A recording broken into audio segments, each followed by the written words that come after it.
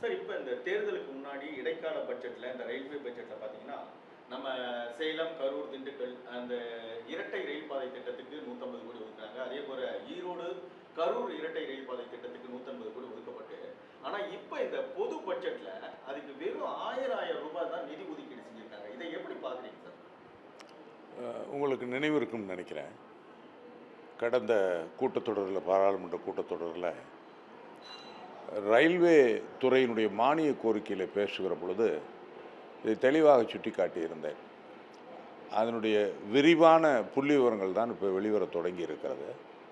நீங்கள் சொன்னது போல் ஒரு 1000 கோடி திட்டம் என்று சொல்லுகிற பொழுது அதற்கு 1000 ரூபாய் ஒதுக்குவது என்பதே ஒரு கண்துடைப்பு நாடகம். இதற்கு முன்பாக தேர்தலுக்கு முன்பு அறிவிக்கப்பட்ட திட்டங்கள், தேர்தலுக்கு முன்பு ஒதுக்கப்பட்ட நிதியை நீங்கள் ஒப்பிட்டு பார்க்கிற பொழுது தேர்தலுக்காகவே தமிழ்நாட்டு மக்களை ஏமாற்ற வேண்டும் என்ற நோக்கத்திலே தான் நீங்கள் குறிப்பிட்ட அந்த திட்டத்திற்கு 100 கோடி ஒதுக்கினார்கள். இன்றைக்கு அதே திட்டத்திற்கு தேர்தல் முடிந்த பிறகு தமிழ்நாட்டினுடைய தங்களுடைய பருப்பு வேகவில்லை என்ற ஒரே காரணத்திற்காக 1000 ரூபாய் ஒதுக்கி இருக்கிறார்கள் என்று சொன்னால் எந்த அளவிற்கு தமிழகத்தை இவர்கள் அழிவு பாதைக்கு இழுத்து செல்கிறார்கள் என்பதை நீங்கள் எண்ணி பார்க்க வேண்டும். இதில் ரொம்ப குறிப்பாக கவனிக்க வேண்டியது, ஒரு 1000 கோடி திட்டத்திற்கு இன்றைக்கு 100 கோடி ஒதுக்கினோம் என்று சொன்னால் ஆண்டுக்கு 100 கோடி என்று வைத்து கொண்டால் கூட 10 ஆண்டுகள் ஆகும் அந்த திட்டம் முடிவடைவதற்கு. இன்றைக்கு 1000 ரூபாய் ஒதுக்கினார்கள் என்று சொன்னால் எந்த அளவிற்கு இந்த திட்டத்தை கிடப்பில் போட வேண்டும், முடக்க வேண்டும்.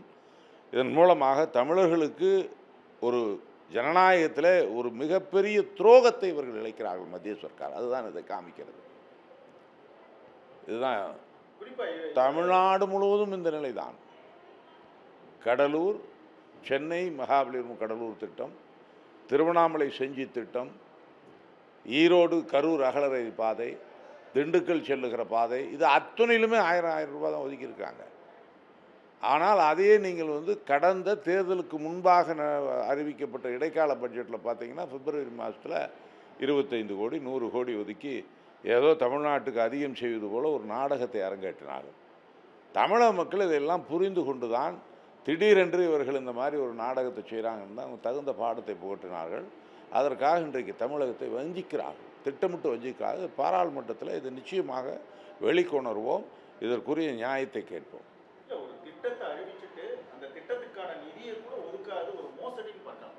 நிச்சயமாக அது ஒரு மோசடி, தமிழக மக்கள் மீது அவிழ்த்து விட்டிருக்கப்பட்ட மிகப்பெரிய மோசடி. ஜனநாயகத்தில் தேர்தலுக்காக ஒரு தொகையை அறிவிப்பதும் தேர்தல் முடிந்தவுடன் இன்றைக்கு 1000 ரூபாய் ஒரு 1000 கோடி திட்டத்துக்கு அறிவிக்கிறார்கள் என்று சொன்னால் நிச்சயமாக தெரியும் இந்த திட்டத்தெல்லாம் கிடப்பில் போடணும், தமிழகம் வளரக்கூடாது, தமிழர்கள் வளரக்கூடாது என்ற ஒரே எண்ணம் தான். நம்முடைய மாற்றாந்தாய் மனப்பான்மையோடு அவர்கள் பார்க்கிறதுக்கு இது ஒரு உதாரணம். ஜென்ரல் பட்ஜெட்டில் சல்லி காசு கொடுக்கல. 5 ஆண்டுகளுக்கு 6 லட்சம் கோடி தமிழ்நாட்டில் இருந்து வரி பணம் மத்திய சர்க்காருக்கு, மத்திய தொகுப்புக்கு போகிறது. ஆனால் நமக்கு கிடைக்கப்படுவது ஒரு ரூபாய்க்கு 29 பைசா கூட இல்லை. நம்மிடத்தில் பெற்று அவர்கள் ஆளுகிற மாநிலங்களுக்கு கொடுக்கிறார்களே ஒழிய தமிழ்நாட்டுக்கு கொடுக்கவில்லை. அரசமைப்பு சட்டத்திலே காட்டிலே பறக்க விட்டிருக்கிறார்கள். ஃபெடரல் ஸ்ட்ரக்சர், யூனியன், ஸ்டேட், இந்த நிலையெல்லாம் மாற்றப்பட்டு ஒரு சர்வாதிகாரத்தோடு ஒரு ஃபேசிச மனப்பான்மையோடு போய் கொண்டிருக்கிறது இந்த அரசாங்கம். உண்மையாக நாங்கள் கண்டிக்கிறோம். இப்போ நீங்கள் சொன்ன மாதிரி இப்போ 6 லட்சம் கோடி நம்ம தமிழகத்திலிருந்து போயிருக்கு. ஆனால் அந்த பணத்தை திருப்பி தராத நிலையில் இப்போ 1000 ரூபாய் ஒதுக்குறாங்க அப்படின்னா அப்போ தமிழக மக்கள் பாஜகவை புறக்கணித்ததுனால அவங்க தமிழக மக்களை புறக்கணிக்கிறாங்களா? பொதுவாகவே தேர்தல்னு வந்தால் அந்த தேர்தலோடு எல்லாம் முடிஞ்சிடும். இன்றைக்கு தமிழக அரசாங்கத்தை எடுத்துக்கொள்ளுங்கள்.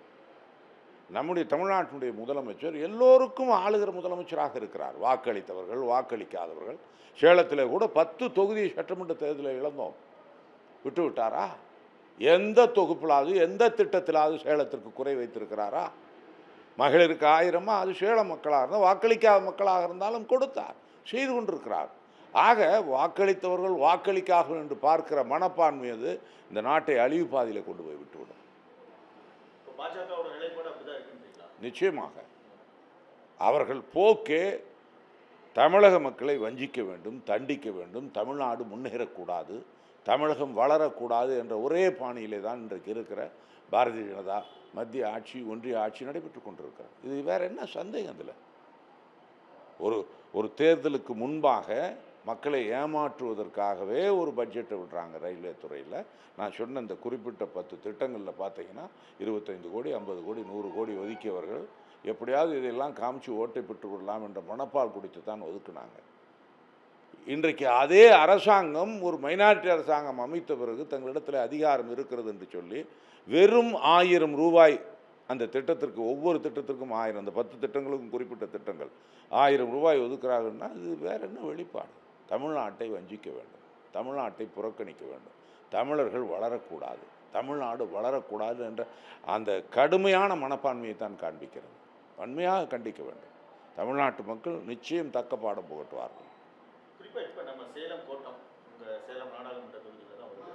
இப்போ சேலம் கோட்டத்தில் இதுவரையிலும் சேலத்திலிருந்து ஒரு புதிய ரயில்கள் கூட இயக்கப்படலை.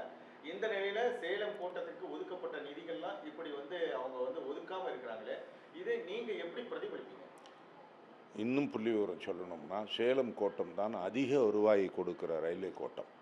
கிட்டத்தட்ட 1000 கோடி ரூபாய்க்கு மேல் ஆண்டொன்றுக்கு ரயில்வே துறைக்கு வருமானமாக சேலம் கோட்டத்தில் இருந்து போகிறது. ஆனால் ஆரம்பிக்கப்பட்டு கிட்டத்தட்ட 10 ஆண்டுகள் ஆகிவிட்டது. ஒரு சின்ன இம்ப்ரூவ்மெண்ட் கூட கிடையாது.